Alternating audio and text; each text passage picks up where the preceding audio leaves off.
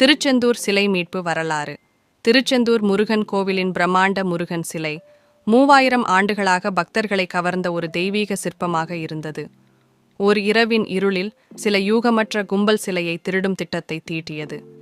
அந்த கும்பல் இரவோடு வரி கவசங்களை உடைத்துவிட்டு சிலையை கைப்பற்றினர். அவர்கள் சிலையை கடற்கரையிலே கொண்டு சென்றனர், தங்கள் இரகசிய திட்டத்துக்காக. பகல் வந்ததும் ஊரினரின் கூச்சலால் திருட்டு திடீரென அம்பலமாகியது. போலீசார் உடனடியாக நடவடிக்கை எடுத்து தேடலுக்கு புறப்பட்டனர். கடல் வழியாக திருடர்களை கண்டுபிடித்த போலீசார் அவர்களை பிடித்து சிலையை மீட்டனர். சிலை மீண்டும் கோவிலுக்கு திரும்பி பக்தர்களால் மகிழ்ச்சியாக வரவேற்கப்பட்டது.